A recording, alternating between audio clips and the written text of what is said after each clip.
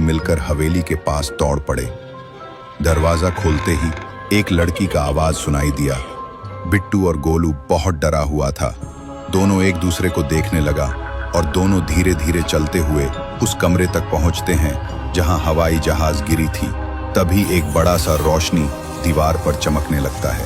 गोलू सोचने लगता है, ये क्या चीज है। गोलू पास जाकर उस रोशनी को छूता है और अचानक रोशनी के अंदर जाकर गायब हो जाता है। बिट्टू चिल्लाता है, गोलू। तभी उस रोशनी में एक अजीब चेहरा प्रकट होता है। वो एक लड़की की आत्मा थी।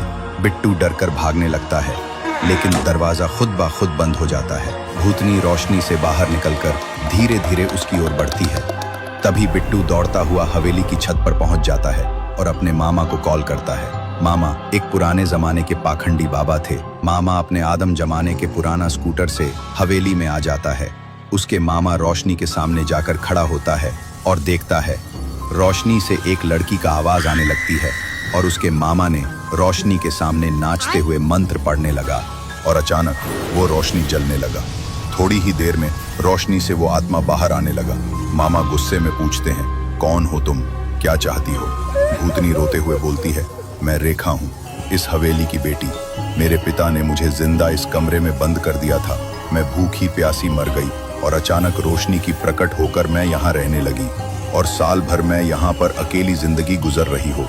मैं अकेली हूँ, इसलिए मैंने उसको यहाँ पर खींचा। मामा की आंखों में आंसू आ जाते हैं। वो कहते हैं, तुम हमारे गोलू को बाहर लेकर आओ। रेखा रोती है और कहती है, मैं उसे बाहर लेकर नहीं आऊंगी, मुझे माफ कर दो। पाखंडी बाबा फिर से मंत्र पढ़ने लगा और इस वक्त रेखा की आत्मा चिल्लाते चिल्लाते गायब हो गया। गोलू बाहर आकर बेहोश गिरता है और रोशनी गायब हो जाता। गोलू ने पाखंडी बाबा को बोला, आप सही टाइम पर आ चुके हो, नहीं तो पता नहीं मेरा क्या हालत होता।